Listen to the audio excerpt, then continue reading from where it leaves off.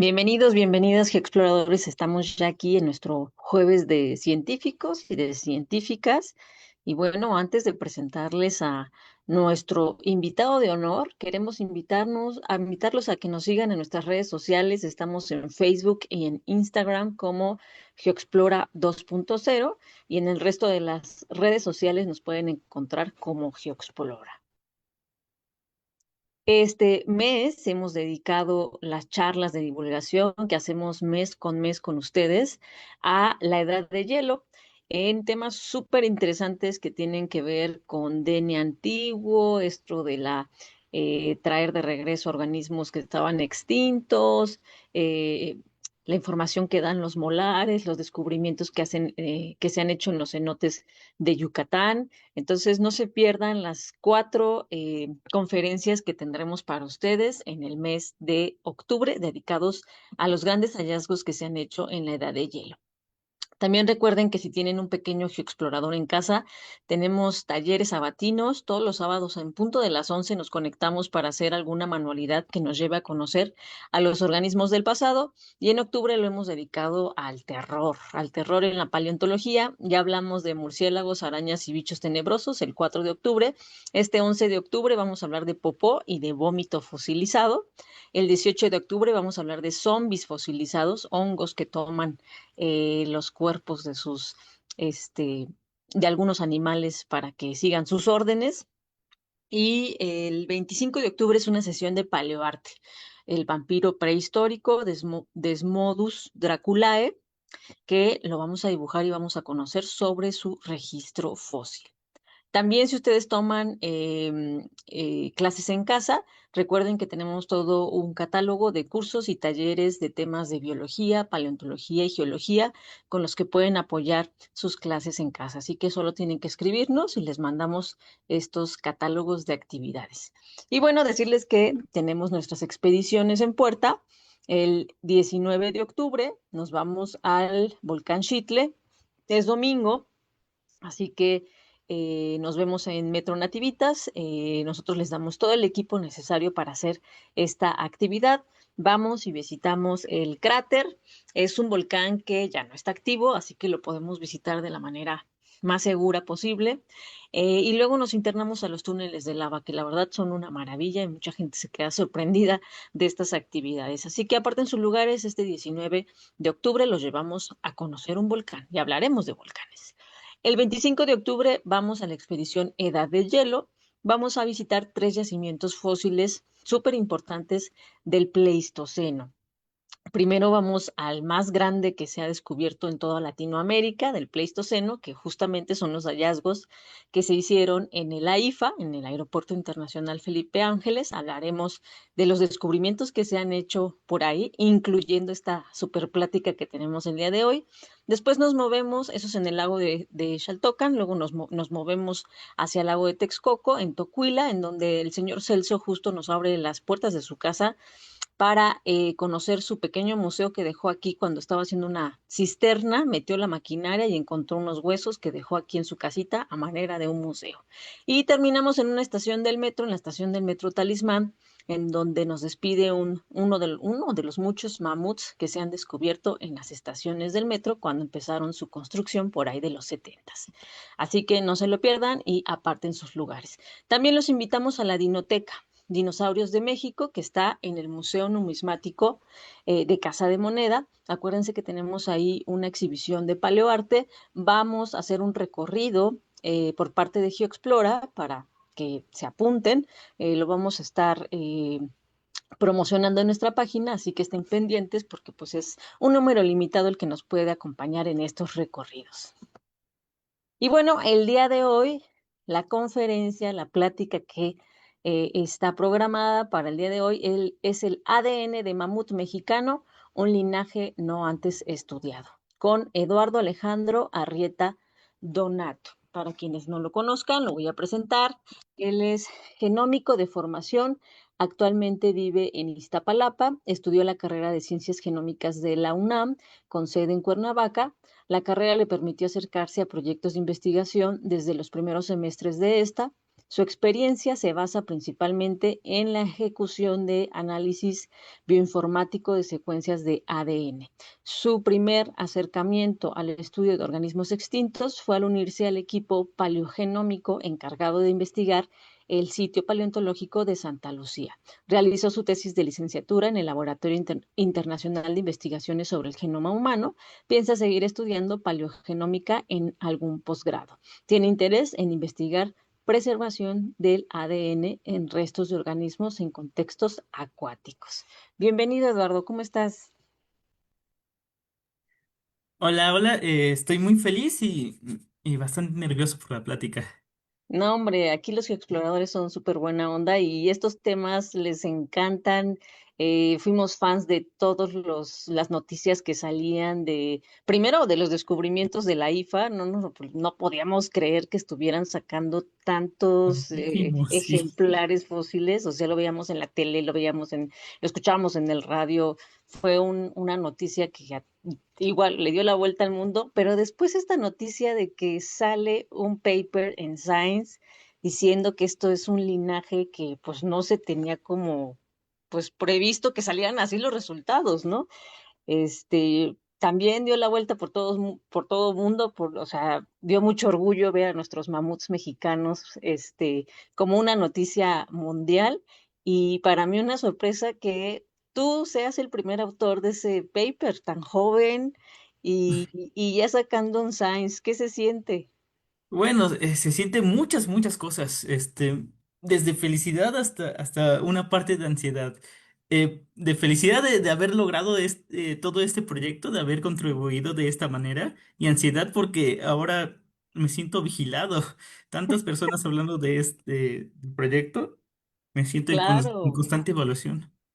No, hombre, pues qué felicidad. Ojalá que esto sea como el peldaño de una escalera mucho más grande que nos lleve a descubrimientos más interesantes cada vez en todo esto que ha sido el boom de el yacimiento más grande del Pleistoceno en Latinoamérica y ahora con estas noticias tan increíbles. Creo que no nos deja de sorprender y supongo que vendrán muchísimas más cosas en las que siguen trabajando. Sí, tenemos por ahí varios proyectos, no solo en Mamut, también en otros individuos de megafauna. Wow, pues adelante, Eduardo, el espacio es tuyo. Gracias por aceptar la invitación y aquí andamos tras Muchas bambalinas. gracias por invitarme también. Ok, voy a compartir Adelante. pantalla. Yo te digo, ya se ve, pero en chiquito. Ahí está, perfecto. Ok, entonces voy a comenzar. Pues muy buenas tardes a todos, o bueno, ya medianoche. Muchas gracias por la invitación. Yo soy Eduardo Arrieta. Les vengo a platicar de este descubrimiento paleogenómico que se reportó hace poco, hace 2 meses. Se publicó este paper del que les vengo a platicar. La charla de hoy la titulé como ADN de mamut mexicano, un linaje no antes estudiado. Una breve presentación rápida mía. Mi nombre completo es Eduardo Alejandro Arrieta Donato. Yo estudié la licenciatura en Ciencias Genómicas en Campus Morelos, que es una carrera de la UNAM. Actualmente tengo 24 años, este es mi contacto, y he participado en algunos proyectos paleogenómicos y también de DNA moderno.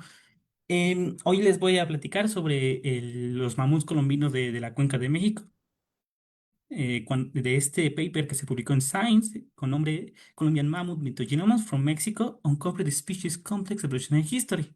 También he participado en la evaluación de imputación con datos genómicos de comunidades indígenas en México. Estos son datos humanos modernos. También he participado en el análisis filogenético de camellos antiguos de la Cuenca de México. Estos datos y los resultados no han sido publicados. Tendrán que esperar para ver de lo que se halló. Y también tuve una breve colaboración en un proyecto donde realicé análisis filogenético de salmonela en contexto del México colonial. Entonces, este proyecto paleogenómico, que fue el primero en su clase en tratar el DNA de mamuts mexicanos. Y el proyecto fue realizado por todas estas personas que aparecen en pantalla. Sin ayuda de estas no se hubiera logrado este tipo de logro. no se hubiera logrado este tipo de proyectos, perdón. Afortunadamente, tuve esta oportunidad de aparecer como primer autor en el artículo. Contribuí al proyecto haciendo todos los análisis filogenéticos y bioinformáticos de este. Compartí primera autoría con Ángeles Tavares, que ella es ingeniera egresada de la Universidad de Querétaro. Y los corresponding son María Ávila Arcos y Federico Sánchez Quinto. A lo largo de todo, la mayoría de autores de este artículo son mexicanos, así que es un proyecto hecho por mexicanos con datos mexicanos. Pues es un gran logro para la ciencia de este país. Y, y dirán, esta palabra rara, paleogenómica, viene de la fusión de dos palabras, paleontología y genómica. La genómica es aquella ciencia o rama de la ciencia que estudia todo el DNA de un organismo. La diferencia principal que tiene contra la genética es que la genética solo estudia cómo se heredan estos rasgos genéticos en las poblaciones, mientras que la genómica estudia el conjunto completo, no solo cómo se hereda, sino cómo interactúan los genes entre sí, cómo se expresan, cómo responden a un evento que está fuera de las células, fuera del organismo. Y encontramos varios sets genómicos cuando estamos hablando de genómica. Por un lado, encontramos todos los genes que pertenecen al núcleo, o sea, la información autosomal y sexual de un organismo, pero también podemos encontrar el genoma mitocondrial y en caso de las plantas también el cloroplasto, que son dos sets separados a la información nuclear.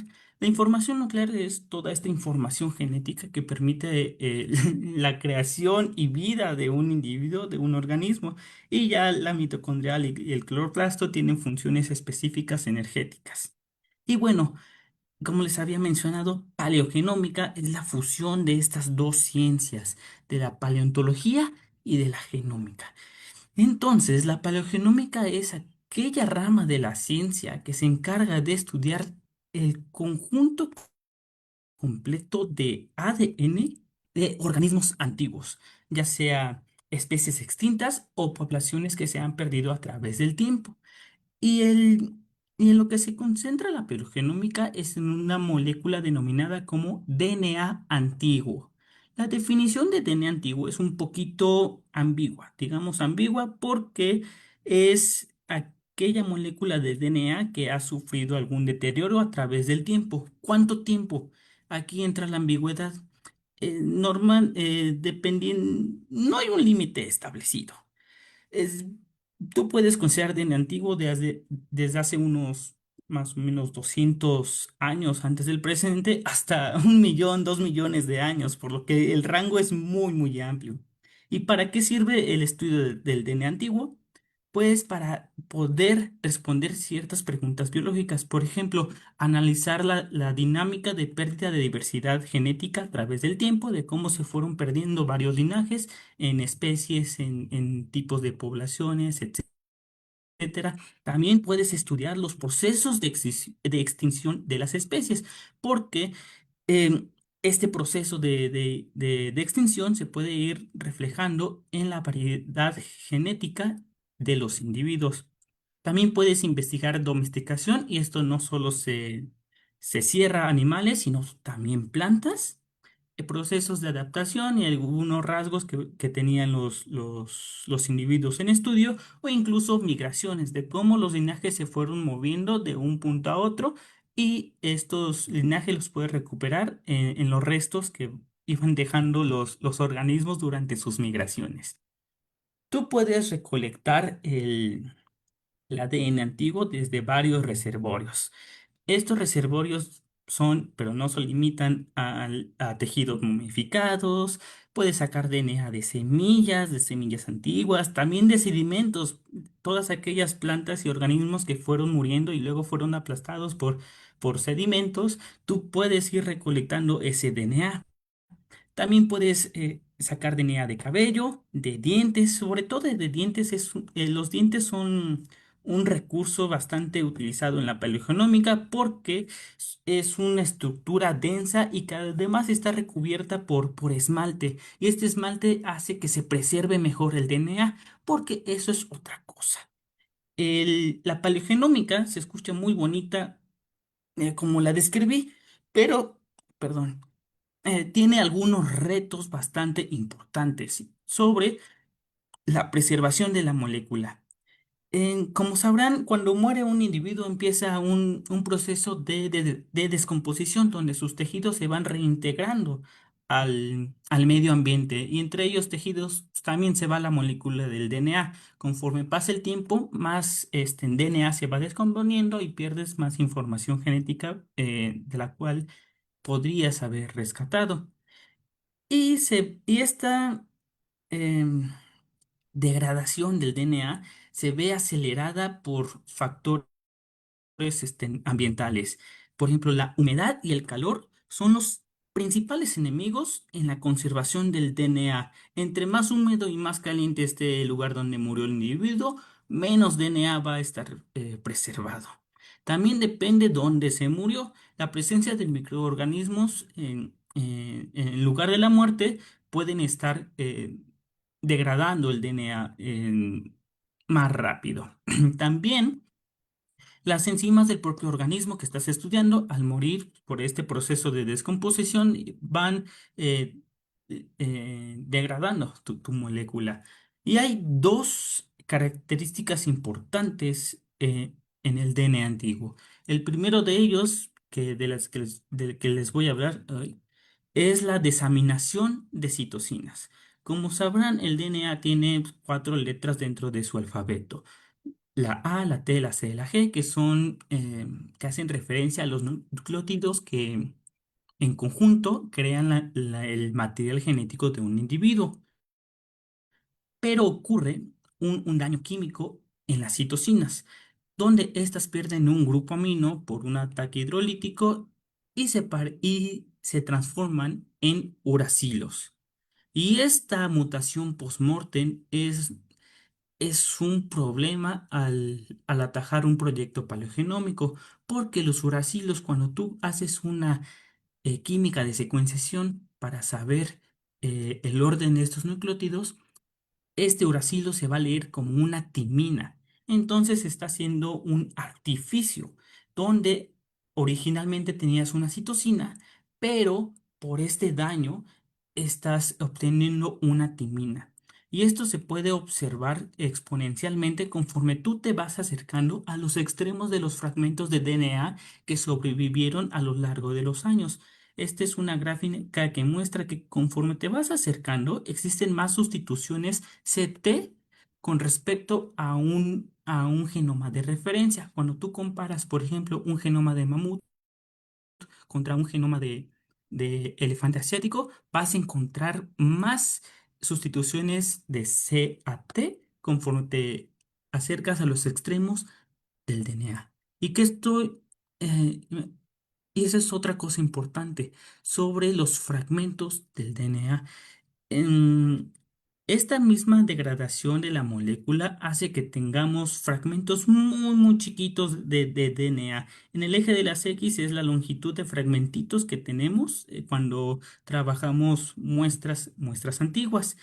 Tú sabrás, bueno, ustedes sabrán que el DNA puede ser muy, muy largo, son tiras de millones de bases, pero cuando estamos recuperando DNA de estas muestras antiguas, estas millones de bases se reducen a fragmentitos de solo 50 pares de bases. Es muy, muy poquito y es con lo que tenemos que trabajar. También esta media de 50 pares de bases eh, depende del lugar donde murió el organismo. Repito, si fue un lugar muy húmedo, muy caliente, los fragmentos van a ser más chiquitos y con más daño. A pesar de todos estos retos que hay en la paleogenómica, muchos científicos han logrado grandes avances genómicos en, en materia del estudio del mamut. Les traje estos tres ejemplos, esas tres screenshots de importantes investigaciones Esta en 2008 fue cuando por primera vez se logró secuenciar el genoma nuclear de un mamut lanudo. A partir de esta fecha fue cuando la comunidad que se dedicaba a ADN antiguo se pudo declarar que estaba en la era de la paleogenómica, que podía estudiar los genomas completos de ciertos individuos. Posteriormente hubo una publicación muy importante en 2017 por parte de Chang, donde examinó la variación genética mitocondrial que existe en los mamuts alrededor del mundo.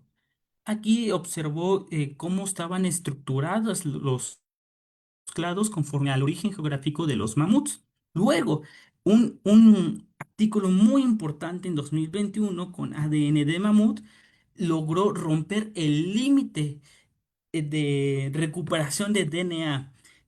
Como les había dicho, conforme pasa el tiempo, vas perdiendo DNA en tu muestra y no podías recuperar DNA de, por ejemplo, de dinosaurios, de organismos muy antiguos, porque ya son millones de años de, de distancia. Pero este artículo logró llegar al punto de 1 millón de años de antigüedad. Logró recuperar DNA de dos mamuts de las estepas que eran más antiguos de 1 millón de años. Más allá no se ha logrado recuperar en cuanto a animales. Por ahí hay un estudio de polen que recuperó de hace más de 2 millones de años, pero en cuanto a animales, este es el récord. Aquí les tengo una, un recorte que son todas las localidades de donde se ha podido recuperar al menos DNA mitocondrial de mamuts a lo largo del mundo. Como podrán observar, son latitudes altas, están muy cerca del polo. Entre más frío y seco sea el ambiente, pues mejor se va a preservar el DNA. Ahora, ya entrando en mamuts, los mamutus es un género de elefántidos que se diferenciaron del resto de elefántidos hace unos 5,3 millones de años. Y algo muy interesante de esto que las personas normalmente no toman en cuenta cuando hablan de mamuts es que existieron varias especies. Y no solo el mamut más común, más popular, que es el mamut lanudo, que lo hemos visto en series, documentales, películas, incluso hasta videojuegos, pero no era el único mamut que existió en la historia. Incluso hubo varios mamuts que existieron al mismo tiempo, varias especies de mamuts. Una de ellos es el Mamutus colombi, o mejor conocido como el mamut colombino. Este mamut es endémico de América y fue el que vivió aquí en México. Pero como lamentablemente, como es la vida, los mamuts se extinguieron. A nivel continental, los mamuts se extinguieron hace unos 12.000 años, 11.000 años, al final del Pleistoceno, cuando se acabó la era del hielo. Y digo a manera continental porque hubo una población de mamuts que sobrevivió este periodo, que se refugiaron en una isla, la isla de Wrangel, que está al norte de Rusia, un lugar muy, muy frío. Estos eran mamuts lanudos, pero pues, murieron hace unos 4.000 años. Por eso se dice, unos murieron de manera a nivel continental y otros a nivel insular. Y sobre la historia evolutiva de los mamuts, el primer registro fósil que se tiene de ellos fue en África. Ellos se originaron en África con la especie Mutus supplanifrons. Posteriormente hubo un éxodo de especies de mamuts de África hacia Europa y Asia hace unos 3 millones de años. Y en Asia encontramos una especie de mamut muy importante, el Mamutus trongoteri, o mejor conocido por su nombre común, el mamut de las estepas. ¿Por qué es tan importante? ¿Por qué estoy diciendo esto? Es que el Mamutus trongoteri dio origen a dos especies más. El Mamutus primigenius, que es el mamut lanudo, y el Mamutus colombi, el mamut colombino, aquel que vivió en América. Y estos dos mamuts, el lanudo y el colombino, llegaron al continente en dos migraciones diferentes. Primero, la descendencia del mamut Trongoteri, que posteriormente se diferenció en Mamutus colombi, llegó al continente hace 1 millón de años. Posteriormente hubo una segunda migración de mamuts, pero en esta segunda migración únicamente se trasladaron mamutus primigenios, o sea, el mamut lanudo hacia el continente. Este ocurrió hace unos 100 o 125.000 años. Y llegando al continente, ¿cómo se distribuyeron los mamuts? Bueno, pues el mamut lanudo, aprovechando su adaptación contra el frío, habitó toda la parte norte del continente. Esto sería Alaska, Canadá y un poquito del norte de Estados Unidos. Mientras el mamut colombino, que carecía de este tipo de adaptaciones, tuvo que vivir en latitudes un poco más bajas, que fue el norte de Estados Unidos hasta Costa Rica. Como verán, la distribución geográfica de estas dos especies está delimitado por una frontera. Sin embargo, no era una frontera totalmente hermética entre ellos, sino que había una zona de convivencia entre estas dos especies. Y ahora, ¿cuál es el contexto genómico de estas dos especies? ¿Qué es lo que se sabe? Vamos a retomar primero los datos de Chang, como esta parte de introducción genómica a las especies. Chang encontró que las mitocondrias del mamut, la variación genómica de estas, se encuentra fuertemente estructurada de acuerdo al sitio de origen de estos mamuts. Esto nos quiere decir que los mamuts se van a agrupar con ellos mismos de acuerdo a su sitio de origen, a partir de su variación genética. Y así podemos identificar varios clados. Por ejemplo, el clado 2A, que son estos que estoy remarcando, espero que se vea el cursor. Estos que estoy remarcando, que son mamuts lanudos de Asia. El clado 3B, que son estos, son mamuts lanudos de Europa. Luego viene el clado 1F, que son mamuts colombinos del, de Estados Unidos. Están aquí inmersos. Ahorita vamos a retomar por qué están inmersos. Luego vemos aquí el clado 1C, que pertenece a los mamuts lanudos de Canadá. Canadá y norte de Estados Unidos, que están aquí mm, como una variación hermana del clado 1F. Y aquí hasta el último, que son esta ramificación, que son los mamuts lanudos del clado 1E, que pertenecen a los mamuts de Beringia y de la Siberia. Ahora, retomando la posición de los colombinos, un biólogo puede ver este árbol y, y se va a sacar de onda, porque estamos viendo que la variación genética de una especie, esta, el mamut colombino, se encuentra dentro, inmersa, de la variación genética de otra especie. El mamut colombino está justo a la mitad de la variación de los mamuts lanudos. Y esto es bastante interesante, porque recuerden que estamos hablando de mitocondrias. La mitocondria se hereda de manera maternal. Una hembra la hereda a sus hijos. Y esto nos podría llevar a pensar que morfológicamente tal vez estos individuos son colombinos, pero tuvieron una madre lanuda. O sea, que la mitocondria de estos individuos pertenece a otra especie, lo que nos llega a, lo que nos permite pensar, y también Chang y su equipo, que hubo una mezcla, una hibridación entre dos especies de mamut. Ahora, pasando un poquito más en el tiempo, en 2021, con el trabajo de Van der Valk, en que logró romper la barrera de 1 millón de años, extrayendo DNA de Mamutus trongoteri, este mamut de las estepas que habitó Asia, exactamente de dos individuos. Estos individuos se llaman Krestovka y Adichia. Se extrajo el material genético de molares. Los investigadores, a partir de referencias estratigráficas y algunos datos moleculares, pudieron calcular que la edad de estos mamuts iba de 2 millones a 1.200.000 años para el caso de Krestovka, y de 1.6 a 1 millón de años para el caso de Adichia.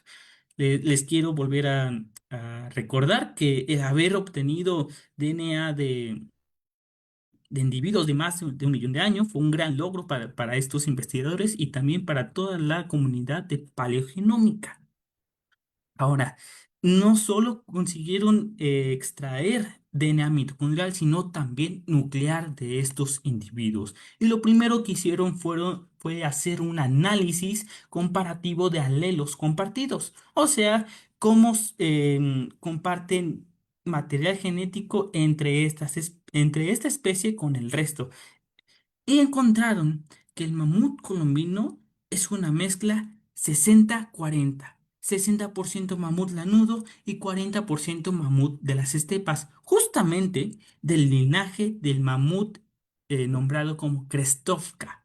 Entonces, los investigadores concluyeron que hubo un mestizaje, una hibridación entre Mamutus trongoteris y Mamutus primigenius que dio lugar esta especie del mamut colombino, el Mamutus colombi. Ustedes dirán, no, una hibridación no debería ser 50-50. Pues sí, originalmente, como lo plantean los autores de este artículo, es que primero hubo una hibridación entre Trongoteri y Primigenus, que dio al colombino. El colombino se movió a América y después, con la segunda migración de mamuts de lanudos, los lanudos se encontraron con los colombinos y estos se volvieron a reproducir en- calculando una introgresión de estos lanudos hacia los colombinos de un 10%. Y es así como se genera el 60-40 de estas especies. Y sobre la parte mitocondrial que encontraron, bueno, estos dos, estos dos mamuts de las estepas forman dos linajes independientes mitocondriales que son basales, o sea, están en la base de toda la variación genética que se conocía de los mamuts, esto es a nivel mitocondrial. Y esto es importante aclarar porque nos está diciendo que a pesar de que hubo esta hibridación entre mamuts Trongoteri y mamuts lanudos, los colombinos siguen estando aquí adentro. Por lo tanto, su mitocondria corresponde más a la variación genética de los lanudos. Entonces hubo en algún momento una ancestra en común de todos los colombinos que era la nuda.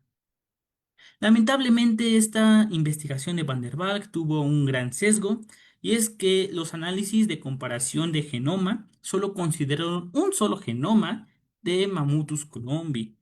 Y fue un genoma de un individuo que vivía en Wyoming, en una parte muy cercana a esta frontera de las distribuciones de ambas especies.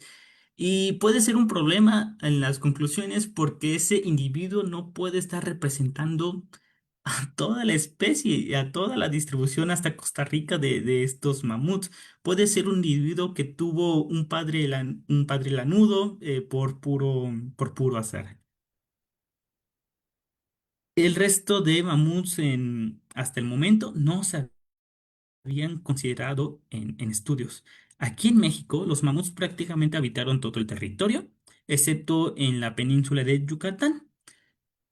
Aquí en el centro del país encontramos bastantes restos de mamuts, sobre todo en aquellas locaciones donde había lagos antiguos. Por ejemplo, hay varios restos.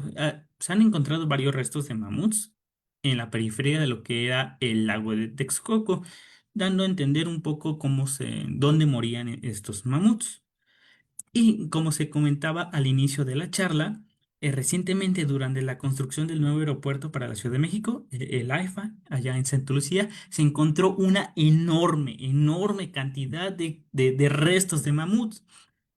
Alrededor de 50.000 se cuenta de restos asociados a mamuts, aunque la cantidad de restos en total, considerando mm, toda la megafauna que encontraron en el sitio, pues, camellos, caballos, tigres, cánidos, el número sube hasta 70.000.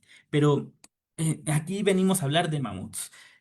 Este gran hallazgo eh, fue, fue un punto de partida para poder estudiar a los mamuts de México desde todos los ámbitos posibles. Por eso se hizo un macroproyecto, una alianza entre el INA y la UNAM para estudiar todo lo posible de estos mamuts. Y es aquí donde entran los líderes del equipo paleogenómico. Se comunicó con la doctora María Ávila y el doctor Federico Sánchez, que son los pioneros, dos de los pioneros en la paleogenómica mexicana para poder abordar estos restos desde este punto de vista de la ciencia, estudiar los genes antiguos. Y esto representaba una oportunidad completa completamente única en el mundo. Como les había dicho, el estudio de los mamuts se había concentrado únicamente en los países del norte, aquellos sitios donde la temperatura y los niveles de humedad permitirían mejor una conservación del DNA. Ya más abajo no se había intentado porque pues, por estar en regiones tropicales, el DNA debería no, debería no preservarse como en Rusia, como en Canadá, etcétera. Y en esta hermosa imagen que elaboró Rodrigo Pérez Ortega, que es reportero en Science, lo observamos claramente, donde el punto de muestreo de mamuts en México es hasta el momento el sitio más al sur de donde se tiene información genética de mamuts. También, como observarán, los circulitos están indicando la cantidad de muestras por sitio. El, el circulito de México es el más grande, es el sitio donde se tiene más información. Ya les di un spoiler, se logró conseguir extraer ADN de mamut aquí en México, en una región subtropical, lo que antes se pensaba imposible. Entonces, para poder atacar este problema, se diseñó el siguiente flujo experimental. Primero, se van a tomar muestras de dentina de los molares de los mamuts. Los molares, como había dicho, bueno, todas las piezas dentarias, al estar cubiertas de esmalte, estar bien protegidas, se puede preservar mejor el DNA. Se recupera la dentina en un tubito, se extrae el ADN y se preparan las librerías de secuenciación, se manda a secuenciar y la secuenciación te va a regresar texto. Para los que no sepan, así se trabaja la genómica. Las secuencias de DNA es una sucesión de A, T, C o Gs que tú guardas en un archivo de texto.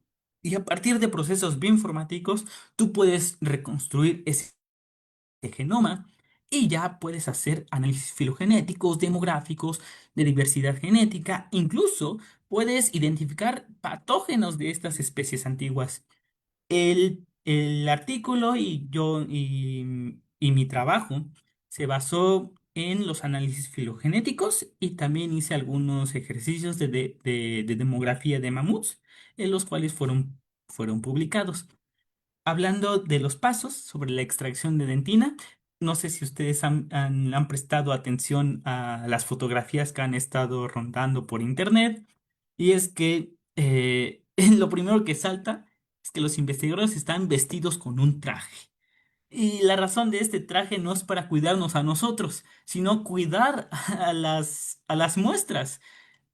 Lo primero que te enseñan al entrar al mundo de la paleogenómica es que tú eres un polvorón de DNA. Por donde quieras vas a estar soltando tu información genética. Y esto es un problema porque vas a estar contaminando las muestras que de por sí ya tienen una baja proporción de DNA, porque pues, al paso del tiempo has perdido, estos han sufrido daños.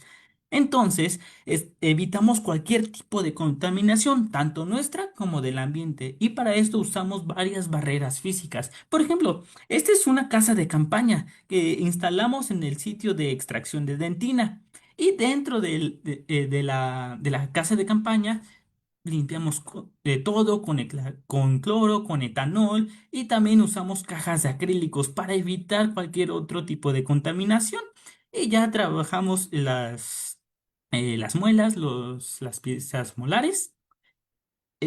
Hacemos incisiones en estas entre las columnas de enamels para extraer el polvito en un aluminio que está previamente esterilizado con UV y de este pedazo de aluminio lo vaciamos en tubitos. Ustedes ya han ido al Kinametsin y eh, no sé si han visto con detalle las muelas que están ahí exhibidas en el museo, que algunas de ellas tienen unos agujeritos bien raros. Esos agujeritos los hicimos nosotros para extraer dentina y posteriormente el DNA de las muestras. Ahora, sobre la obtención de DNA, se usaron plataformas Illumina, mandamos a secuenciar así una vez extraído el DNA. Nos basamos el estudio iniciando de 83 molares de mamuts. Importante, estos 83 molares son de individuos diferentes. Previamente se había individualizado los mamuts y solo escogimos un molar por cada uno de estos individuos. Y de estas extracciones de dentina encontramos que 77 de estas efectivamente aún conservaban DNA, de las cuales 64 tenían un porcentaje mayor a 0,1 de ADN endógeno, o sea, ADN de mamut. Ustedes pueden decir, oye, 0,1 es muy bajito.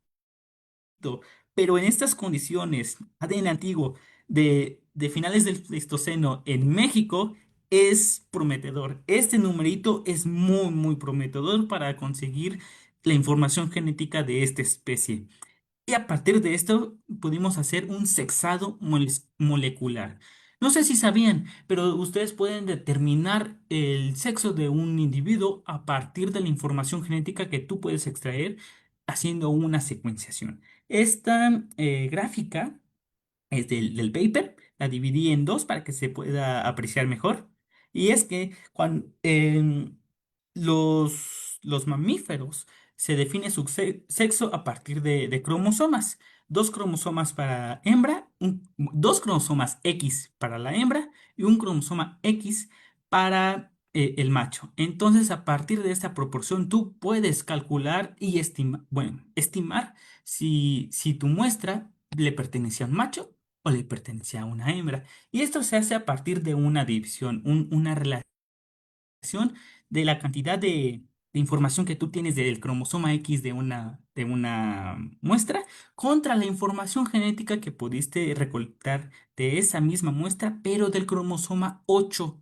¿Por qué del cromosoma 8? Ah, bueno, en elefántidos el cromosoma X y el cromosoma 8 tienen una longitud muy similar, por lo que al dividir em, cuánta información genética recuperaste, vas a tener relaciones uno a uno, si es que son hembras, porque vas a tener dos cromosomas X y dos cromosomas 8, o uno a dos, que son los casos para los machos, donde vas a tener un solo cromosoma X y dos cromosomas 8. Por lo tanto, esta división te va a dar valores cercanos ya sea a 1 o a 0,5. Y aquí lo pueden ver en estas dos gráficas, bueno, en esta gráfica partida. Todos aquellos individuos que cayeron en 0,5 son machos, estos. Y todos aquellos individuos que cayeron cerca del 1 son hembras. No es exactamente 0,5 y 1, y esto es por la preservación del DNA. No vas a tener una preservación exacta de la misma cantidad de información que hayas recuperado el cromosoma X o el cromosoma 8, o si lo quieres ver al revés, que hayas perdido exactamente la misma información del cromosoma X y del cromosoma 8. Encontramos un número muy similar de machos y hembras al hacer este tipo de análisis, por lo que se puede intuir, llegar a decir que Santa Lucía fue un sitio donde morían manadas enteras y no solo algún macho que se dispersaba de las manadas. Lamentablemente, la información genética que teníamos hasta ese punto no tenía una profundidad, no teníamos mucha información genética como para hacer análisis más robustos, como los análisis filogenéticos. Así que optamos por una aproximación experimental llamada enriquecimiento mitocondrial por captura.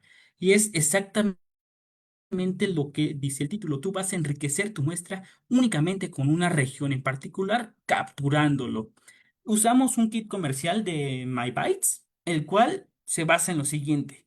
Vas a desnaturalizar tu cadena de DNA para separarla en dos. Luego vas a unir por complementariedad unos oligos justo a la región de tu interés. Esto se va a unir por ser complementarios. Estos oligos van a estar biotinilados. Esta marca química va a permitir que después una perla magnética atrape, capture el oligo que está con nuestra secuencia de interés, contra nuestra molécula de interés. El resto de DNA es contaminación, ya sea de los microorganismos del suelo, una contaminación por manejo humano, etcétera. Y hacer esto en el laboratorio es muy divertido, porque literalmente para separar estas muestras que ya están unidas con las perlas magnéticas, usamos una gradilla que tiene un magneto. Así que tú ves cómo se separan las dos partes, tu- tus moléculas de interés contra las moléculas de contaminación y ya nada más con la pipeta separas la contaminación, después haces un lavado, retiras los oligos, otra vez pasas el magneto y ya, te queda solo tu región de interés. Y así podemos aumentar la cantidad de información, por lo menos a nivel mitocondrial. ¿Por qué mitocondrial? ¿Por qué nos enfocamos en esto? Bueno, pues aparte de que es muy importante esta región, ya que es de herencia maternal, la mitocondria, tú tienes varias copias de mitocondria por célula, mientras que solo tienes una copia nuclear por célula, por lo que es más probable recuperar información de la mitocondria que del núcleo, pues, por esto mismo que tienes varias copias por célula. De estas 77 muestras, 67 eh, mostraron ser candidatas para hacer este tipo de experimento, de captura de enriquecimiento de ADN mitocondrial. Y cuando mandamos a secuenciar ya estas capturas, encontramos que 28 de estas muestras tenían una alta profundidad de cobertura, mayor a 10x. Esta alta profundidad de cobertura ya nos permite hacer análisis filogenéticos o análisis más robustos. Pero, ¿qué significará esto de profundidad de cobertura? Esto no es algo propio de la paleogenómica, sino de la genómica en general, y es la cantidad de información que está respaldando eh, un s- una sola posición genómica.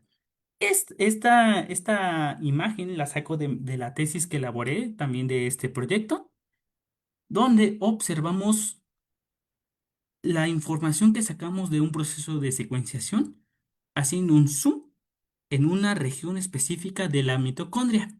Y observamos cómo estas columnas están soportando una posición genómica en el genoma mitocondrial. Se dice que, que si hay 30 lecturas, por ejemplo, soportando la información de una misma posición genómica, entonces tú tienes 30x. Pero esto, la profundidad de cobertura es un estadístico de promedio. Así que tienes que considerar todos las lecturas de secuenciación que tienes soportando todo tu genoma y lo divides sobre la longitud de tu genoma. Así puedes saber qué tanta confiabilidad tiene tu extracción, tu genoma. Ahora, quiero que vean un detalle muy bonito, algo que me parece muy divertido, y es que aquí vemos una T. Vemos arriba de esta T puras Cs. Y como les había comentado, a los extremos de los fragmentos de DNA ocurre este daño, este daño químico, donde una se transforma a una C perdón, donde una C se transforma a una U y esa U es leída como una T. Y aquí estamos viendo ese caso. Aquí hay una desaminación. Eh, a mí me parece muy entretenido, muy divertido el poder ver. gráficamente lo que nos enseñan en la teoría. Estos casos es para que no haya confusión cuando hacemos nuestros consensos de genoma, son descartados. Normalmente pedimos una congruencia en las bases, o sea, que la mayoría de las bases sea ya sea citosina, timina, guanina, que todas sean la misma.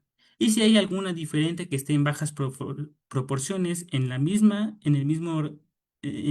posición genómica, pues que se descarte. Entonces, ya que obtuvimos estos 28 genomas de la mitocondria de mamuts mexicanos, estábamos a un paso de hacer los análisis filogenéticos. Nuestra hipótesis inicial era de que los mamuts colombinos de México deberían diverger cercanamente de los mamuts colombinos de Estados Unidos. Y por dos razones principalmente, porque para empezar son la misma especie, ¿no? Deben estar altamente relacionadas. Y además sabemos que los mamuts vinieron del norte y se desplazaron hacia el continente, hacia el sur. Entonces los mexicanos deberían ser descendientes de los mamuts que vivieron del norte. Pero, ¿qué encontramos? Encontramos una situación diferente. No nos esperábamos esto y fue esta la razón por la que el proyecto se pudo publicar en una revista de alto impacto. En lugar de que los mexicanos divergieran del clado 1F, que son los colombinos de Estados Unidos, divergieron muchísimo antes, incluso separándose de los mamuts lanudos que existían en Canadá. Observen cómo en lugar de salir aquí los mexicanos, salen desde aquí. Y son todos estos que están listados, los mamuts colombinos de la Cuenca de México. Su divergencia la datamos entre 400.000 años y 300.000 años. En algún momento de este rango apareció este linaje de mamuts, los que vivieron en Santa Lucía y Tultepec. También internamente encontramos algo bastante curioso, y es que está estructurado en tres sublinajes diferentes. Hay tres distintos em, miniclados, linajes dentro de la misma cuenca de México, en un solo sitio arqueológico. Bueno, Tultepec y Santa Lucía, que son sitios realmente para un mamut a nada de distancia, son 20 kilómetros apenas. Eh, y nombramos estos clados, estos sublinajes, de acuerdo a la nomenclatura internacional. El clado mexicano se llama 1G y estos sublinajes reciben 1G1, 1G2, 1G3, donde el sublinaje 1G1 es quien tiene la mayor cantidad de muestras. Está bastante denso, tiene 22 muestras este sublinaje, y ya el 1G2 y el 1G3 tienen pocas muestras. Vean también cómo la divergencia del clado mexicano está muy cerca de la divergencia de todo el linaje del clado siberiano, de los mamuts lanudos de Siberia. Y cuando encuentras este tipo de, de nuevo descubrimiento, de cosas polémicas, cosas inesperadas, tienes que hacer otro tipo de métodos para corroborar que lo que estás viendo realmente está pasando. Entonces hicimos una red de haplotipos. mm, Colapsamos la información genética en haplotipos, o sea, en grupos de muestras que comparten los mismos patrones genéticos, como un concepto rápido. Y encontramos una estructura muy similar que al árbol filogenético. Observamos que los haplotipos se estructuran también por grupos de origen geográfico. Aquí arriba tenemos los mamuts lanudos que vivieron en Canadá, aquí los mamuts colombinos que vivieron en Estados Unidos, y aquí abajo relacionados, pero no exactamente el mismo grupo, están los mamuts de la Cuenca de México. Y como habíamos observado en el árbol, una divergencia muy cercana con los mamuts siberianos. Estos son los lanudos que vivieron en Rusia. Otra cosa importante a rescatar en esta red de haplotipos que tal vez no se observa en los árboles filogenéticos es que tanto los mamuts lanudos de Canadá, los mamuts colombinos de Estados Unidos y los mamuts colombinos de México todos divergen de un mismo haplotipo, pero verán que este es de color negro. Esto indica que es un haplotipo predicho, o sea que no ha sido muestreado. Esta población o estos individuos, estos mamuts, no han sido encontrados aún en el registro fósil, que vendrían siendo los ancestros de los mamuts lanudos de, de Canadá y los mamuts colombinos y también los mamuts de la cuenca de México. Aquí a su derecha ven la distribución de estos clados. Aquí están los mamuts de Beringia, los mamuts lanudos de Estados Unidos, aquí los colombinos y aquí en el punto más apartado está la población mexicana. Otra cosa que es interesante que tú puedes hacer con las secuencias es que tú le puedes asignar una edad, tú le puedes estimar qué tan vieja es una muestra a partir de su DNA. Y esto es muy divertido hacerlo, es computacional, pero el proceso matemático a mí me divierte. Y es que tú tienes un panel de referencia donde tienes la variación genética de muchos mamuts, de muchos organismos, que ya están datados con carbono 14. O sea, tú mapeas la divergencia, bueno, la variación genética con la antigüedad de esa muestra. Hasta el momento tenemos 5 muestras datadas con carbono 14 de 5 mamuts de aquí de la Cuenca de México. Son aquellas que están representadas con una estrella negra y el eje de las X es el tiempo. Estas muestras datadas por carbono 14 están a finales del Pleistoceno, hace unos 12.000 años, y usando esta información pudimos datar el resto de las muestras mexicanas. Al igual que una datación isotópica, las dataciones moleculares, o también conocidas como datación genética, te va a devolver una distribución donde te va a decir el rango donde pudo haber vivido esta muestra, con una probabilidad más cercana a la media. Y encontramos que los mamuts de la Cuenca de México vivieron entre hace unos 30 y 12.000 años, de acuerdo a las medias de estas distribuciones. Verán que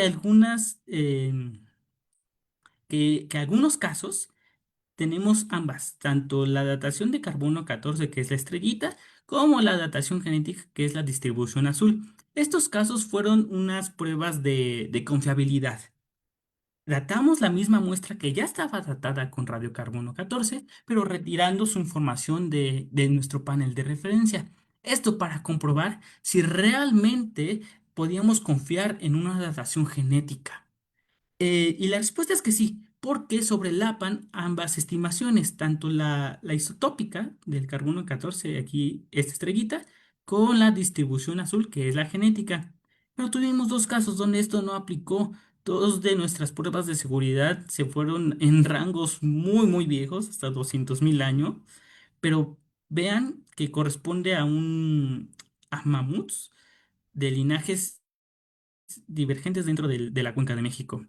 Lo que nos quiere decir, lo que entendemos en esta parte es que tal vez nuestro panel de referencia no tenía buena información para justo datar estas muestras tan divergentes dentro de la variación de la Cuenca de México. Curiosamente, estas muestras ya teníamos su información isotópica, así que las declaramos como fallos por, porque no tenemos mucha información genética de justo su linaje.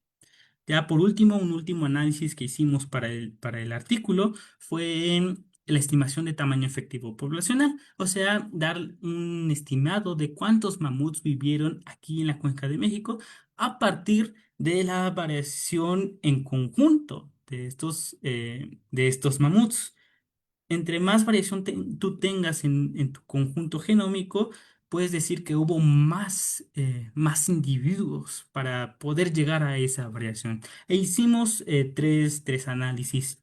El primero con el sublinaje 1G1, que son los mamuts de la Cuenca de México, los mamuts colombinos de Estados Unidos, que es el 1F, Y por último, el tamaño efectivo poblacional de mamuts lanudos de Siberia. Esto para comparar las poblaciones de estos mamuts. Y aquí hay varios detalles muy importantes. Lo que vemos dentro de nuestro análisis, dentro de nuestra estimación, es que en 50.000 años donde se pudo hacer el estimado, el tamaño efectivo poblacional de la Cuenca de México se mantuvo estable entre unos 1.000 y 2.000 individuos. Ahora, eh, ¿por qué 1G1 y no todo el clado 1G, que son todos los mamuts de la Cuenca de México, de los cuales tenemos información genética? Y es que, como les había dicho antes, hay una fuerte estructura dentro de la Cuenca de México y la estructura puede llegar a dar falsos positivos en cuanto al aumento poblacional en este tipo de análisis. Por eso solamente lo restringimos al clado más denso, que fue el 1G1. Y pues encontramos estos resultados, que se mantuvo estable la población hasta su extinción a finales del Pleistoceno. Comparado con los mamuts colombinos de la misma especie, pero aquellos que vivieron en Estados Unidos, vemos un patrón muy similar. Se mantuvo estable durante el estimado. Claro, estos mamuts, los colombinos, tuvieron un aumento poblacional con respecto a los colombinos de la Cuenca de México, de unos 2.000, 3.000 individuos, pero también puede estar reflejando el rango geográfico del muestreo. Los mamuts que pertenecen a este clado han sido muestrados de varios sitios de Estados Unidos, mientras que los mamuts de la Cuenca de México solo son de dos sitios que están apartados 20 kilómetros. Y comparando contra el tamaño efectivo poblacional calculado para los mamuts siberianos, vemos un gran contraste. Ellos tienen una historia genética bastante informativa, donde a partir del último glaciar máximo empieza a descender su población, su tamaño poblacional hasta la edad del hielo. Hasta el final de la edad del hielo, aquí es donde se extinguieron a manera continental los mamuts y sobrevivieron los mamuts lanudos de Wrangell. Estos descendieron drásticamente en su variación genética. Se intentaron mantener estables, pero aún con un declive, hasta que murieron hace unos 4.000 años. Ahora, los mensajes finales que quiero que ustedes se lleven a casa son estos tres. Este proyecto logró hacer un incremento bastante importante en la cantidad de material genético que tenemos de esta especie, de los mamuts colombinos, aportando a la comunidad bueno, 61 muestras mitocondriales, esto considerando los mamuts de alta cobertura y los mamuts de baja cobertura. Estos datos genéticos están disponibles en bases de datos abiertas, públicas. Pueden encontrar los IDs de acceso en el paper. También demostramos que es posible recuperar DNA antiguo de mamuts de finales del Pleistoceno, o sea, de hace 12.000 años, en latitudes subtropicales, algo que se veía imposible hasta antes de este artículo. Y finalmente, estamos reafirmando que proyectos mexicanos, hechos por mexicanos, con datos mexicanos, pueden lograr un impacto a nivel internacional. Y ojalá muchos de mis compañeros puedan también tener este tipo de logros. Y hablando de compañeros, estos somos los integrantes del Laboratorio de Paleogenómica y Biología Evolutiva. Bueno, mi tutor es el doctor Federico y en su grupo podemos encontrar a Alan. Él trabaja con tipificación de HLA en individuos antiguos. A Rigo, el de Rigo, él está haciendo el análisis nuclear de los mamuts. Yo hice la mitocondrial, él hace la nuclear. Ahorita está teniendo muchos problemas para conseguir DNA porque es bastante complicado obtener nuclear, pero lo está logrando. Y cuando lo logre, también está Majo. Ella está trabajando con camellos antiguos, de Santa Lucía. Federico es el jefe de laboratorio. Luego está Leo, él también trabaja con individuos humanos antiguos, pero de Zagalera. Pablo está trabajando la variación genética de de los caballos, caballos antiguos, igual los que se encontraron en Santa Lucía. Y el último individuo soy yo. Agradecimientos primero a todos los autores que participaron en este trabajo. Muchas gracias. Sin ellos no se hubiera logrado. Algo que no les comenté es que por aquí anda Joaquín, que van a tener una plática, que él va a tener una plática con ustedes a finales de este mes. También agradecimiento al equipo de Prehistoria y Palomiente del Noreste de la Cuenca de México, que fue esta unión entre Lina y la UNAM. También gracias al Laboratorio Internacional de la UNAM, que fueron los que me enseñaron estos detalles tan precisos de la paleogenómica, y a ustedes, comunidad, y también a ustedes, comunidad de Explora, por permitirme venir a platicarles esta aventura. Esto es todo. Wow. Aplausos, qué maravilloso trabajo y qué padre nos lo explicaste, la verdad estuvo bien bonito. Siempre que vemos a veces ondas de genética, nos da un poco de terror porque pues son técnicas que desconocemos muchas veces, incluso siendo biólogos y luego siendo paleontólogos, ¿no? Decimos, ay, ¿cómo le hacen para hacer eso del DNA antiguo? Es combinación Está de muchas cosas. exacto, o sea, entre que nos hablaste de tecnologías, de un laboratorio que tiene reactivos, pero que además eso lo meten a la computadora y es estar trabajando con softwares, estar trabajando con un montón de bases de datos. Entonces, eso está increíble y qué orgullo que en México haya laboratorios que estén haciendo eso. Pensaríamos que no. Sí, al principio de la carrera lo veía muy, muy lejos, que solo países súper desarrollados en ciencia lo podrían hacer, pero me encontré que no, México tiene el poder. Wow, pues un gran trabajo. La verdad es que nos dejaron con la boca abierta cuando vimos la noticia y ahorita que nos estás explicando todo el trabajo que llevaron a cabo, supongo que les llevó un buen rato, o sea, esto no fue así como en Mm, 2 meses, tres no, meses. no, Supongo que pues más de un año es que estuvieron desde el 2 años. análisis de las muestras, ¿no? Llevárselos al laboratorio, checar si había o no había, porque ya desde ahí estás como que haciendo la hipótesis de que podría haber, pero si no hay, pues no hay manera, ¿no? Sí, sí, sí, Y corrieron exacto. con la suerte. La suerte, y mucha, mucha suerte, porque no solo había DNA en las muestras, sino que era información muy importante y desconocida para la comunidad. Wow, no, pues está increíble todo lo que hicieron. Y a mí me preguntaba mucho la gente, Entonces es una especie nueva? ¿Tú qué les responderías? No, no, no es una especie nueva. No, los mamuts que vivieron aquí en México son aún mamuts colombinos.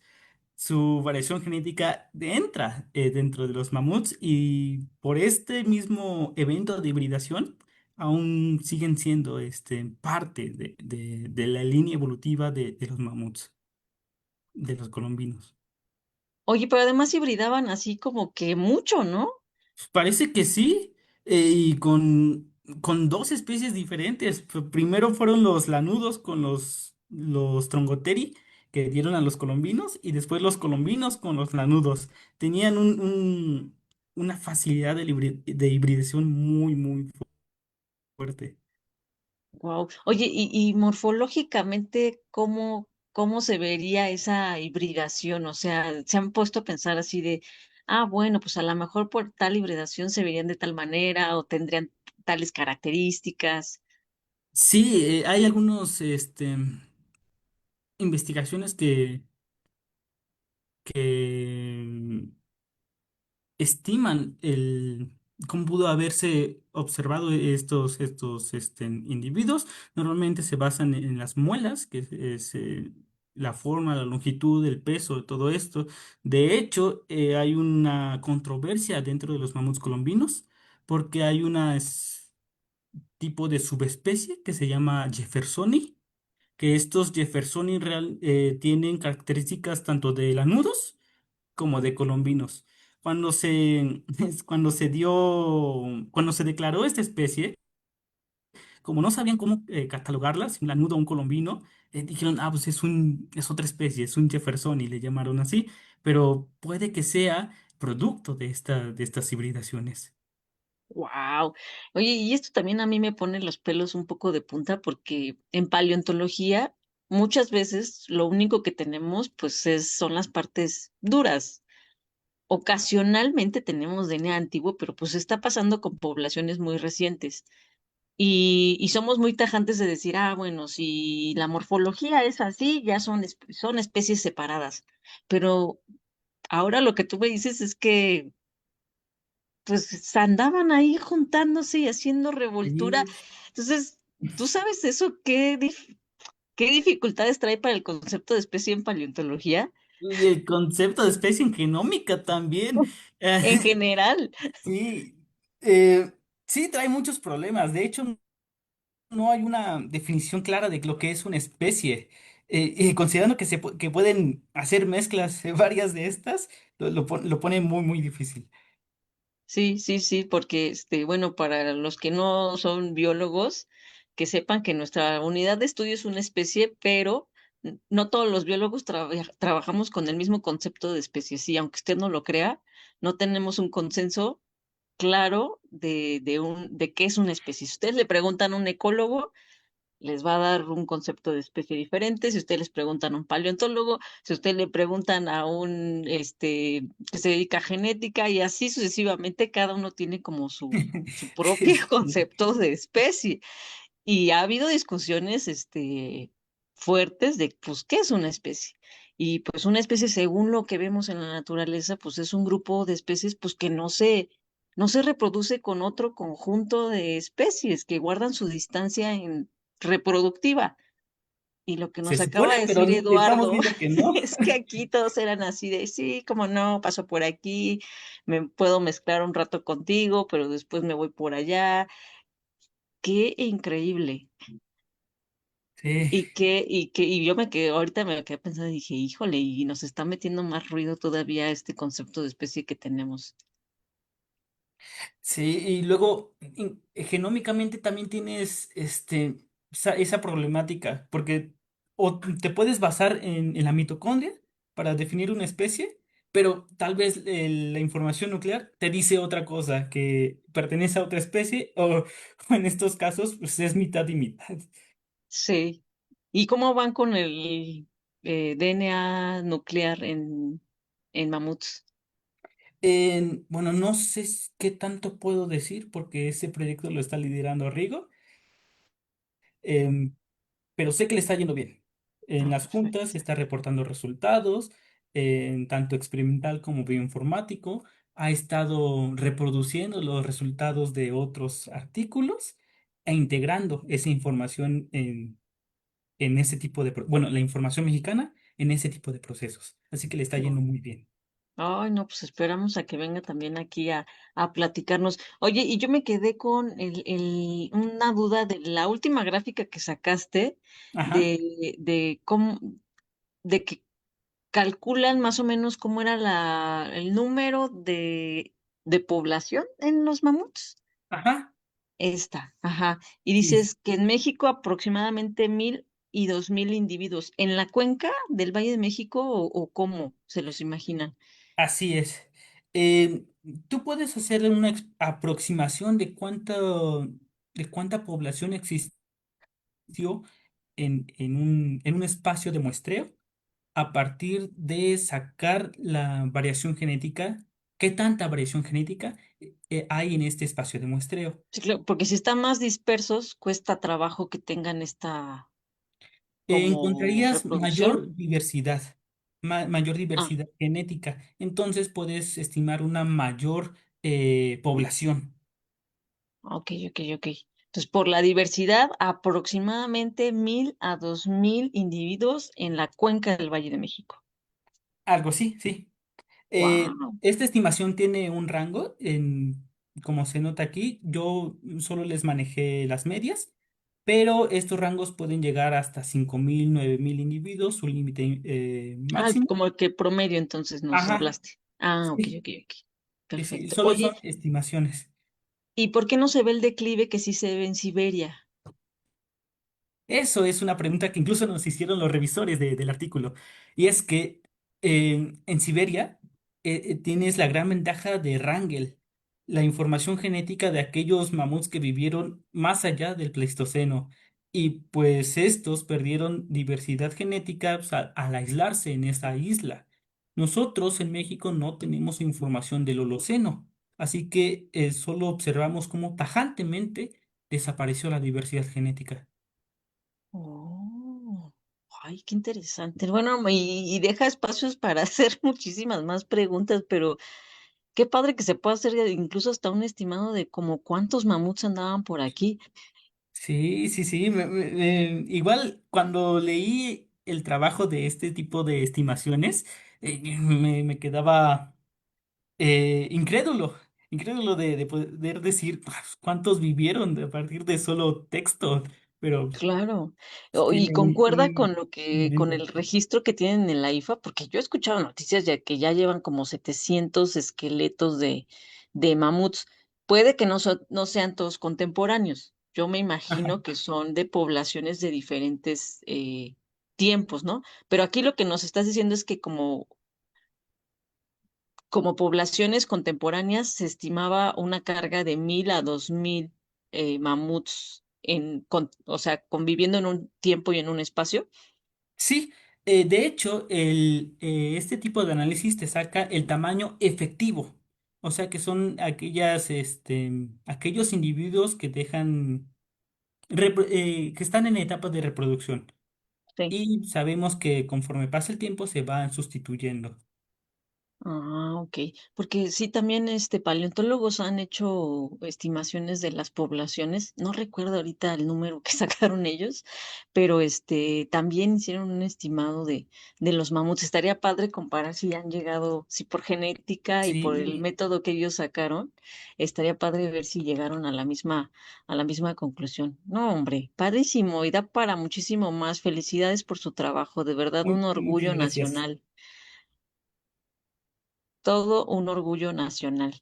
Bueno, te voy acá, viendo los comentarios en Facebook, te los Ah, voy a leer. Por acá estuvo o está nuestra querida Susana Franco que dice, qué orgullo, felicidades y también saludos a Federico. Ah, pues Susana muchas va a estar gracias. aquí también de ponente, así que no se lo pierdan. Ella estudió los dientes de los mamuts justamente para saber la dieta que llevaban Oh, estos genial. mamuts. Entonces, también está metida en esto de la edad de hielo. Por acá, Gerardo Carbochanona dice, muy buena charla, muy ilustrativa. Felicidades al ponente. Muchas gracias. Él es paleontólogo de Chiapas. David Amador dice, excelente ponencia. Apple Cherry dice, amo. Sí. Majo Rodríguez dice, muchas felicidades, un asombroso trabajo. Ella es del laboratorio, es quien Ok. mostré. Majo, pues también cuando tú tengas resultados y son de organismos del pasado, estás invitadísima a venir acá a platicarnos. Igor Manuel Ortega dice, qué excelente trabajo, felicidades. Ah, mira, Igor trabajó con yacimientos de Tocuila, también de la edad de hielo. Oh, Maite todo el Barrera, equipo de la edad de sí, hielo. sí, es que les interesaba esta charla. Maite Barrera dice, muchas felicidades, qué interesante. Mira, Igor Gracias. Manuel pregunta, me gustaría preguntar dos problemas o dificultades que los han retado para conseguir esto. Así que, ¿cuáles han sido tus problemas o dificultades para conseguir tus objetivos ahora que estuviste haciendo esto? ¿A manera personal o a manera de proyecto? Puedo Pues decirlo échate todo. una y una.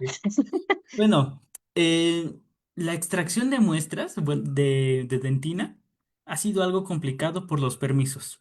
En Santa Lucía, el sitio arqueológico está dentro de una base militar, por lo que el ingreso y el trabajar con las muestras es tardado por todos los papeles que tienes que pedir y ese tipo de cosas. Así que si nos hemos visto en ocasiones queremos hacer otro muestreo de justamente este individuo, pero tenemos que hacer, que pedir papeles Permisos, y todo eso. papeleos. Ok, entonces la burocracia estuvo un poco ruda. Sí, sí, sí. En otra cosa es, bueno, personalmente siento esta tristeza de que hay muchas muestras no tienen tanto DNA, no se pudo recuperar. Por ejemplo, solo tuvimos 28 alta cobertura, que son nuestras muestras de confianza. El resto de muestras, aunque también participaron en los análisis, pues ya no se pudieron integrar en análisis robustos. Y por último, algo también personal fue es el llevar a cabo todos los procesos bioinformáticos, porque no solo es correr las cosas, tienes que entender el proceso matemático y biológico que tú estás realizando. Esto no solo para entender el output, tu resultado, sino para comprender si hay algún error, si puedes tú estar Claro. cometiendo algún sesgo y que todo salga bien para que pueda ser publicado en este tipo de lugares. Wow, sí, tienes toda la razón. Yo también recuerdo que había muchas como cajas negras donde metes tus datos y pues ya me dio el resultado, ¿no? Pero si no entiendes cómo hace el procesamiento el programa, pues no puedes saber si se equivocó, porque los programas también pueden equivocarse. Claro, claro, al final del día son algoritmos que están replicando una misma fórmula matemática. Si tú los alimentas mal, te va a regresar Ujú, algo mal. claro, órale. Oye, buena respuesta. Por acá Susana Franco pregunta, ¿crees que este nuevo linaje pueda explicar las peculiaridades morfológicas que se han encontrado en México? Nosotros hemos hallado muchas anomalías, pone así entrecomillado, morfológicas aquí en México. También tengo entendido que hubo al menos dos hibridaciones de columbi nativo y primigenios. ¿El linaje mexicano es más antiguo que estas hibridaciones? A ver, la primera pregunta sobre las anomalías, probablemente sí, pero tenemos por ahí en la discusión del paper un párrafo dedicado a por qué sobrevivió la mitocondria lanuda en mamuts colombinos. O sea, ¿por qué? Y no una mitocondria de los Trongoteri.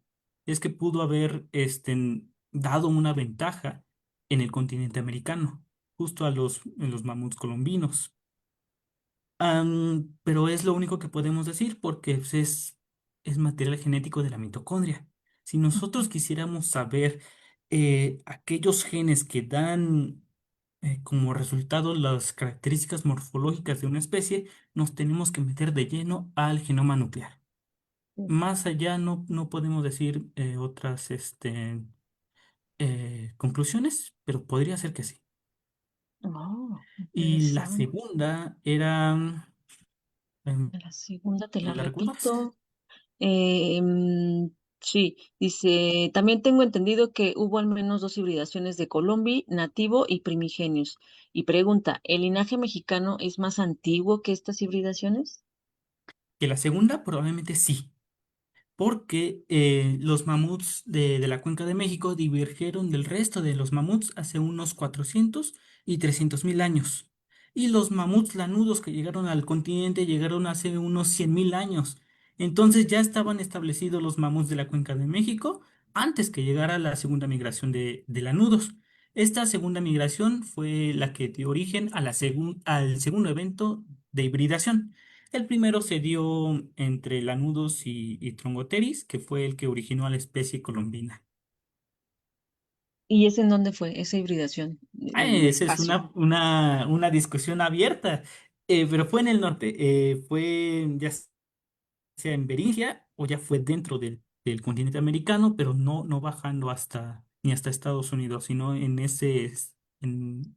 Se iban entre... viajando y iban echando fiesta y tú conmigo, yo contigo. O sea, ¿qué Probablemente. onda con los mamuts? Sí, es un dolor de cabeza que hayan hibridado tanto. Wow, no puedo creerlo, ¿eh? Qué barbaridad. Esos muchachitos. A ver, otra pregunta por acá. Espérame que no me abre mi página. Acá está. Esa fue una pregunta de Susana. Y Maite Barrera dice, no solo fue suerte, también trabajaste mucho. Sí, sí es cierto, Ay, todo el muchas gracias, equipo Maite. que trabajaron muchísimo. Elmer Osap dice, excelente charla, felicitaciones al ponente y a GeoExplora, saludos desde Perú. Gracias. Ah, qué padre que nos ven desde Perú. Y por acá Gerardo Carbot Chanona dice, en un paper del 2023 calculamos la población de mamuts de México usando una modelación matemática. Perdón, es el paper del 2022. Ah, ok, sí, era el que te decía que hicieron con mamuts y luego lo llevaron a dinosaurios, si no mal recuerdo. ¡Wow! Sí, Dinosaurios. sí, sí, para establecer como qué tan grandes eran las poblaciones. Pero no me acuerdo cuál era el tamaño, pero estaría padre si Gerardo, si nos sigues viendo, Sí, por favor. ¿cuál fue la cifra que a ustedes les llevó la modelación matemática para ver si están acá también hablando de lo mismo en la parte de genética? Estaría bien interesante saber eso. Pero sí, fue en el 2022. De hecho, creo que vino, uno de los autores vino a platicarlo acá a GeoExplora. Te paso el artículo, Eduardo, también para que, ahorita lo busco y te lo paso para que lo tengas y se pongan ahí en comunicación con paleontólogos. Qué padre trabajo, la verdad los felicito muchísimo. Es un honor que vinieran a tomarse el tiempo de No hay de qué. explicarnos a nosotros que no sabemos nada de genética y que solo ven los huesos y que a veces tenemos un concepto de especie tan arcaico que ahora vemos y decimos, Dios mío, o sea, estos bichos hacían lo que querían. Yo también tengo que aprender mucho de ustedes los paleontólogos. No, hombre, pues sí, sí, aprendemos de todas las ramas y justo este tipo de pues proyectos que son interdisciplinarios nos ayudan a, ahora sí que abrir nuestro espacio en donde siempre estamos trabajando así como en bolita y abrirnos los ojos de un montón de cosas que pasan y luego nosotros ni en cuenta, ¿no? Entonces, felicidades y ojalá Muchas que sigan gracias. colaborando con paleontólogos y que nos sigan dando esas noticias tan bonitas que, te digo, era un orgullo ver ahí los mamuts mexicanos en el mapa. Felicidades. Muchas gracias, Adriana. Y bueno, pues ya cuando te titules, nos invitas ahí a la titulación. Seguro te va a ir muy bien, o sea, ya eres un niño súper joven con Niño. con una revista de Science de ahí, de artículo. Wow, increíble, increíble lo que están haciendo nuestros chavos mexicanos. Sí.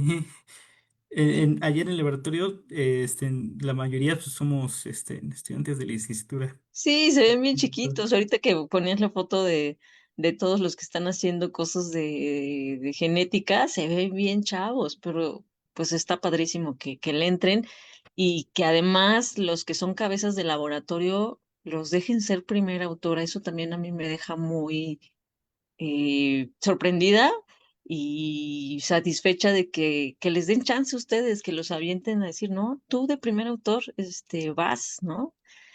Porque a veces Y era así de que, no, yo soy el tutor, yo voy primero que todos y los he escuchado estudiantes esos hasta la casos, sí. colita, ¿no? Pero eso está muy padre, que los avienten. Sí, tuve grandiosos tutores. Mari y Fede son grandes personas.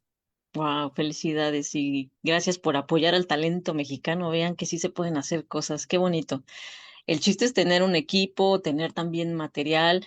Yo me Ah, sí. supongo que eso no es nada barato, No, que para hacer nada. la secuenciación no es nada barato, que hacer todo esto de correr en programas. Los mismos programas a veces no son libres, son caros, ¿no? Entonces, pues, felicidades. Sí, tener un servidor es algo caro. Afortunadamente, pues, la UNAM sí tiene ese recurso. Claro, claro. De los Pues servidores, ya, los reactivos sí son un sí, gran yo me gasto. imagino que ha de ser A mí nunca me carísimo. quisieron decir cuánto se gastan, pero sí imagino que ha de ser una cifra terrible. Sí, ¿no? Y para sacar así tantas muestras, no ha de ser nada barato, pero bueno, salieron resultados y eso también es muy importante, ¿no? Que además, sí se gasta y va a ir el impuesto de todos los mexicanos, pero para que vean que sí hay resultados de esto que estamos, invirtiéndole, porque al Que vale la final es una pena. inversión de todos y vale la pena. Vean nada más estas, bonitas noticias que de las que nos venimos enterando. Y seguro van a haber muchas más noticias, así que los invitamos a que vengan acá al espacio, a que lo den a conocer a la gente que le gusta la paleontología, porque aquí somos puros nerds de la paleontología, así que se les invita a que vengan y te agradezco mucho que hayas venido y aceptado la invitación. No hay de qué. Y muchísimas gracias por invitarme también. Bueno, exploradores, esperemos que les haya gustado esta super plática que nos dio nuestro querido Eduardo. Y si no llegaron temprano, recuerden que la colgamos en nuestro canal de YouTube para que la puedan ver, para que la puedan compartir también con sus estudiantes. Si tienen ahí estudiantes de paleo que les guste esto del DNA antiguo y que vean cosas de genética, la pueden compartir y ahí la dejamos colgada en nuestro canal de YouTube. Muchísimas gracias por acompañarnos esta noche. Gracias, Eduardo. Un abrazo hasta donde estés Igual, aquí en y Iztapalapa. suerte en la... Ujú. No, ¿no te ha tocado las lluvias allá en Han esa estado zona? fuertes, pero afortunadamente mi casa ha estado bien. Ay, no. Bueno, pues muchísimas gracias por acompañarnos y los esperamos el próximo jueves para seguir hablando de la edad de hielo. Ay, mira, aquí nos contestó Gerardo. Para todo el país Ah, estimaron para el ciento país. sesenta y ocho mil individuos. Ah, pero fue para todo el país, no nada más fue para la cuenca. De todas maneras, te paso el paper. Ahí lo Sí, debo de tener, porque sí lo y guardé. sí. 168,000, imagínense eso. O sea, pues sí, eh, por eso andaban de todos lados, por eso se juntaban entre grupitos, hibridaban. Sí, por eso Wow, hubo posibilidad. Ujú. Va, wow. Bueno, pues gracias, exploradores. Nos vemos el próximo jueves para seguir hablando de la edad de hielo. Gracias.